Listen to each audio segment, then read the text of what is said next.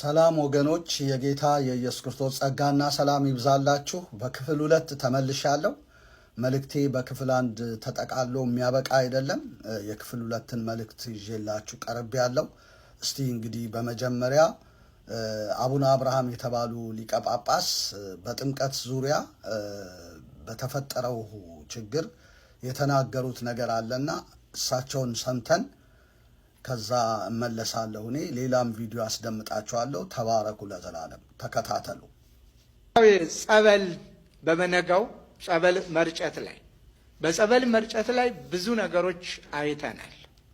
ከእምነቱ ውጭ የሆኑ ሰዎች ሳይቀሩ መድረክ ላይ በመውጣት የጸበሉን መርጫ በመያዝ የሚረጩበት ጊዜ እንዳለ በተጨባጭ ደርሰንበታል።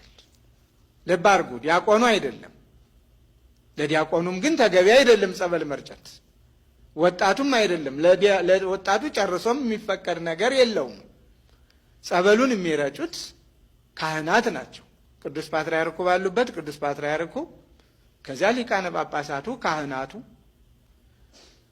ቅዱስ ፓትርያርኩ በሌሉበት ሊቃነ ጳጳሳቱ፣ ከዚያም የገዳማት የአድባራት አስተዳዳሪዎች፣ ቆሞሳቱ፣ ካህናቱ፣ ቀሳውስቱ እያለ ነው የሚወርደው እስከታች ድረስ። አሁን ግን ካህናቱም ስራችንን ትተን ሁላችንም መድረኩን ከፍተን ጸበል መርጫውን ለማይሆን ሰው ሰጥተን ካለባበስ ጀምሮ አብሮ በማይሄድ መንገዱ ሁሉም ጸበል ሲረጩ የምናይበት ዘመን ላይ ደርሰናል።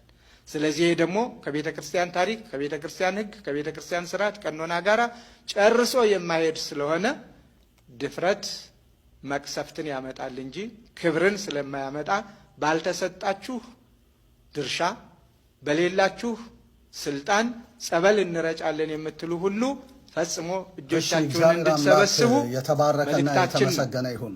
እንግዲህ እኚህ ጳጳስ የሚሉት ምንድነው? ውሃውን በመርጨት ዙሪያ ከቤተ እምነቱ ውጪ የሆኑ ሰዎች ሳይቀሩ ይህንን ውሃ እየረጩ ይገኛሉ። ይሄ ነገር አግባብ አይደለም እና ተዋረድን የጠበቀ አይደለም። እንደኛ ቤተ እምነት አደራረግ ወይም አሰራር በመጀመሪያ ፓትርያርኩ ካሉ ፓትርያርኩ ናቸው መርጨት ያለባቸው። እሳቸው ከሌሉ ሊቃነ ጳጳሳቱ፣ ከዛ የገዳማት የደብራት አስተዳዳሪዎች፣ ቀሳውስቱ ናቸው እንጂ ማን ዲያቆን እንኳን ሊረጭ አግባብ አይደለም። ነገር ግን ከቤተ እምነቱ ውጭ ያሉ ሰዎች ሳይቀሩ ረጭተዋል ብለዋልና ከቤተ እምነቱ ውጭ ሰዎች መጥተው ሰው ቤት ውስጥ ገብተው ሲረጩ እኔ አላየሁም። አይ ቲንክ ይሄ ጥላቻ ነው የሚመስለው። ከቤተ እምነቱ ውጭ ምን ብለው ነው የሚረጩት? እና ለሚረጨውም ነገር እንኳን በተለይ የወንጌል አማኞች ተስማሚ አይደሉም ለዚህ ነገር። እና ይሄ ንግግር ልክ ነው ብዬ አላስብም። እግዚአብሔር አምላክ የተመሰገነ ይሁን። ግን ልል የምፈልገው ነገር ዮሐንስ መጽሐፉም እንደሚነግረን የሉቃስ ወንጌል ምዕራፍ 3 ቁጥር 7 እና 8 ስለዚህ ከእርሱ ሊጠመቁ ለወጡ ሕዝብ እንዲህ ይላቸው ነበር፣ እናንተ የፉኝት ልጆች ከሚመጣው ቁጣ እንድትሸሹ ማን አመለከታችሁ? እንግዲህ ለንስሐ የሚገባ ፍሬ አድርጉ።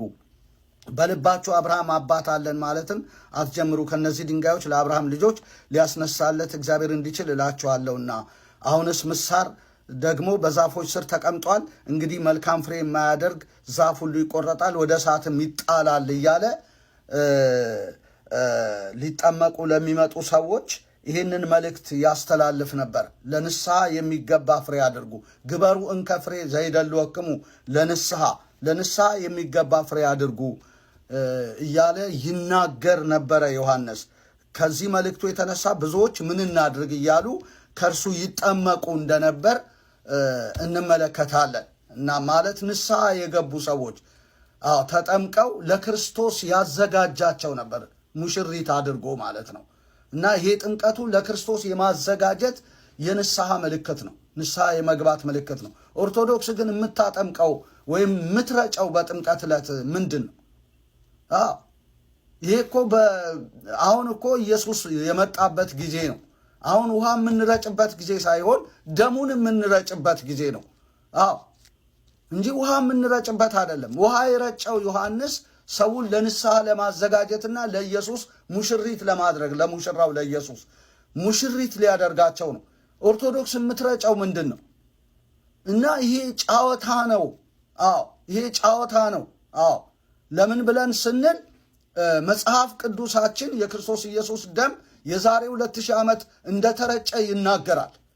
ለዚህ ነው ከአቤል ደም ይልቅ ዕብራውያን 12:24 ላይ ከአቤል ደም ይልቅ የሚሻለውን ወደሚናገረው ወደ መርጨት ደም ደርሳችኋል የሚለን። ለዚህ ነው የሚሻለውን መናገሩ ምንድን ነው ብለን ስንል የአቤል ደም ይከስ ነበረ ቃይልን ገዳይ እንደሆነ ገዳዩ ስለነበረ፣ የክርስቶስ ደም ግን ከክስ ነፃ የሚያወጣን ነው እንጂ ከሳሽ አይደለም። ምህረት የሚለምን ነው። አዎ ለዚህ ነው እኮ የወንድሞች ከሳሽ ተጥሏል የተባለው ራእይ 12 ቁጥር 6 ላይ እነርሱም ከበጉ ደም እና ከምስክራቸውም ቃል የተነሳ ድል ነሱት ይላል። ጠላት ዕለት ዕለት ይከሰን ነበር በሰራነው ኃጢአት፣ በአንድ በአዳም ኃጢአት ወደ ዓለም ገብቶ ሞት ለሰው ሁሉ ደርሶ ስለነበረ ጠላት ይከሰን ነበረ። ኢየሱስ ግን ሞታችንን ሞተና በትንሣኤው ጽድቅ አመጣልን። ከሳሻችን ያን ጊዜ ነው የወደቀው። የኢየሱስ ክርስቶስ ደም በፈሰሰ ጊዜ በተረጨ ጊዜ ከበጉ ደም ከምስክራቸውን ቃል የተነሳ ድል ነሱት ተብሎ የተጻፈው ለዚህ ነው የወንድሞች ከሳሽ ተጥሏል የሚለው እና ደሙ ነው የጣለው። እግዚአብሔር የተመሰገነ ይሁን ለዘላለም። ስለዚህ ኦርቶዶክሳዊት ሐዋርያዊት ቤተ ክርስቲያን ማድረግ ያለባት ከሳሽ የወደቀበትን ደም ነው መርጨት ያለባት። በቃ አዎ ወደ መርጨት ደም ደርሳችኋል ስለሚል ደርሻለሁ የምትል ከሆነ ከአቤል ደም ይልቅ የሚሻለውን ወደሚናገር ምህረትን ሁሉ ነው የሚለምነው ይሄ ደም። ወደዚህ ደርሻለሁ የምትል ከሆነ ይህንን ደም ነው እንጂ መርጨት ያለባት እንደገና ተመልሳ እንደ ሕፃን ልጅ ውሃ መርጨት የለባትም። ያ ዘመን የዮሐንስ ዘመን ነው። አሁን የኢየሱስ ዘመን ነው። ደም ተረጭቷል። ደም ሳይፈስ ስርየት የለም ይላል ዕብራውያን 9:22። ነገር ግን ለበደላችን ስርየት የኢየሱስ ደም ፈሷል። እግዚአብሔር የተመሰገነ ይሁን። በደሙ የተደረገ ቤዛነታችንን አገኘን ኤፌሶን 1:7 እርሱም የበደላችን ስርየት ብሎ ይናገራል።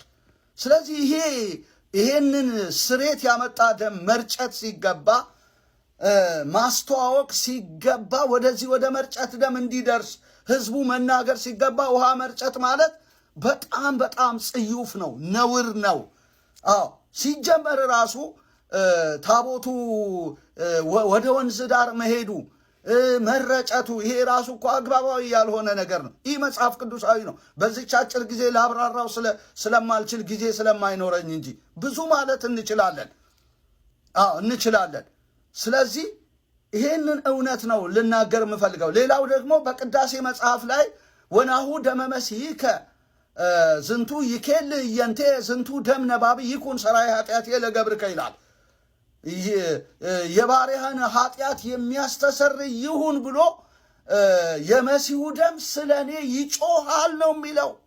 ይሄ ደም እኮ የሚያስተሰርይ ነው። እናንተ የምትረጩት ውሃ ግን እንኳን ሊያስተሰርይ በጣም ነው እንኳን ሊያስተሰርይ። ለዚህ አይደለ እንዴ ይሄው እንግዲህ ተረጭተው በውሃችሁ ተረጭተው ወደ ዘፈናቸው የገቡት ካህኑ ሳይቀር የዘፋኞች አቀንቃኝ ሆኖ። አሁን ቪዲዮውን አስደምጣቸዋለሁ፣ ስሙት።